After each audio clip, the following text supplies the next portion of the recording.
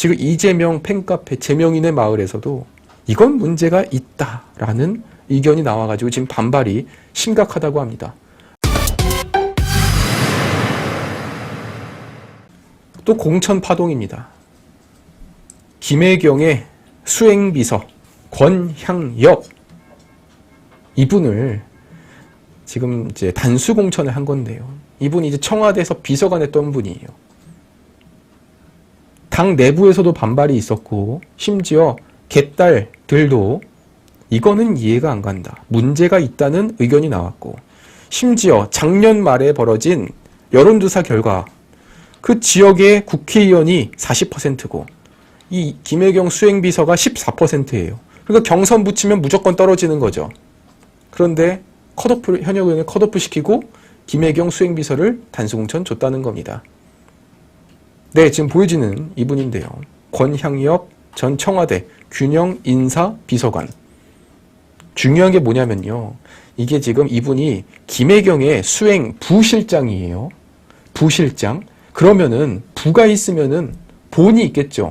그러면 김혜경의 실장이 누구냐? 이해식 의원이고 이해식은 이미 중랑을에 단수공천을 받았어요. 그러니까 김혜경의 수행 실장이 이미 중랑을 단수공천 받은 상황에서 수행 부실장이 또 한 번 단수공천을 받았다는 겁니다. 그러니까 지금 민주당에서 그동안 국민의힘과 윤석열 정부를 향해서 비판했던 그 내용들이 지금 고스란히 본인들 이 잣대로 적용을 해보면 다 틀린 거예요. 하나도 제대로 맞는 게 없습니다. 그렇게 김건희 여사가 모든 공천에 관여를 했다, 좌지우지했다 이렇게 주장을 했지만 결과적으로 지금 까보니까 어떤 결과가 나왔어요. 윤석열 대통령실 출신 인사들이 지금 다 떨어졌잖아요. 오히려 당협위원장, 현직 국회의원들이 다 이겨버렸습니다. 왜 그런 결과가 나왔을까요? 이게 사실 시스템 공천이라는 거는 어떠한 사적인 이런 점수가 들어가지 않는다는 것이고 그러면은 시스템 공천은 결국 경선인데 경선은 결국 조직력입니다. 그러니까 다 지금 국민의힘에서 현역 의원들이 다 압승을 하는 이유가 뭐냐? 조직력의 차이가 있었다는 거예요. 이게 사실 감동이 있냐? 여기에서는 할 말이 있겠지만 반전, 그리고 청년, 이러한 의미는 좀 부족할지 모르겠어도 결국 이 시스템 공천이 제대로 이루어지면은 현역 의원이 압도적으로 유리할 수밖에 없다고요.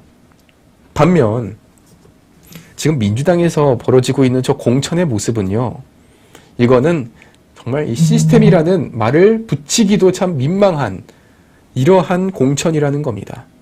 결국 배우자 실장 이미 단수 공천 받았고 배우자 부실장 이분도 단수 공천이 됐는데 그런데 이거 그냥 주면은 욕을 먹잖아요. 그러니까 어떻게 해서 공천을 줬느냐. 이 지역을 여성 전략 특구로 지정을 합니다. 그냥 주면 욕 먹으니까 여성 특구, 여성 전략 특구. 그러니까 단순히 전략 공천 지역이다. 이것도 아니고요. 여성을 전략적으로 보낼 지역이다. 도대체 왜? 아니 그것도 하필 전남, 순천, 광양, 곡성, 구례 이곳에 어떤 이유에서 여성 전략 특구 다른 지역보다 여성의 비율이 압도적으로 높느냐? 그런 것도 아니고요. 그러니까 아무런 이유 없이 그 지역을 여성 전략 특구로 지정을 해서 현역을 컷오프 시키고 그 다음에 김혜경 수행 맡았던 사람을 꽂았다는 거예요. 당연히 이건 사천이라고 할 수 있겠죠. 물론 본인들이야 이 여러 가지 이유를 들겠지만요. 이날 그 공천을 하기 전에 전날 밤 비공개 최고위 회의에서 상당한 이 의견 충돌이 있었다고 해요. 홍영표 의원, 임종석 비서실장 탈락 확정 지은 그날 이 권향엽 단수공천 조선 안 된다. 반대 의견이 나왔음에도 불구하고 그대로 관철이 됐다고 합니다. 그러니까 그 최고위에서 반대 의견이 있었다는데도 불구하고 누군가가 밀어붙였다는 거죠. 그럼 누가 밀어붙였을까? 누구겠습니까? 안 봐도 뻔한 거죠. 지난번 4년 전에는 이 권양엽 비서관이랑 그리고 현역의 그 서동용 의원 이 둘이 경선을 했거든요. 근데 경선하니까 당연히 서동용 이분한테 밀린 거예요.